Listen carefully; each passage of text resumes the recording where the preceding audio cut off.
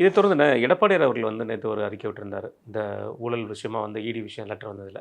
அவர் தெளிவாக சொல்லியிருக்கிற விஷயம், பொறுப்பு டிஜிபி அவர்கள் யாரையும் காப்பாற்றுறதுக்கு முயற்சி பண்ணக்கூடாது. இதுக்கு உடனடியாக நடவடிக்கை எடுக்க பார்க்கணும். யாரை காப்பாற்றுறதையும் இந்த விஷயத்தையும் பண்ணாதீங்க. அப்படி அவர் மீது உடனடியாக வழக்கு பதிவு செய்யுங்க. அப்படிங்கிற மாதிரி ஒரு விஷயத்தை சொல்லியிருக்காங்க. இது மட்டும் போதுமா? அல்லது அவர் ஆர்ப்பாட்டம் எதுவும் பண்ணுறதுக்கு வாய்ப்புகள் இருக்குன்னு நீங்கள் நினைக்கிறீங்களா? என்ன கேட்டால் இந்த இஷ்யூ கையில் எடுத்து சீரியஸாக கொண்டு போகிறது எதிர்க்கட்சிகளுடைய வேலையாக இருக்கணும். இதே திமுக எதிர்க்கட்சியாக இருந்து அதிமுக அது மாதிரி நடந்திருந்தா பியோ முறையன்னு குறைத்தி இன்றைக்கி மெயின் டிபேட்லாம் நீங்கள் நல்லா பாருங்கள். நேற்று டிவி டிபேட்லாம் பாருங்கள். எதுவுமே இல்லை.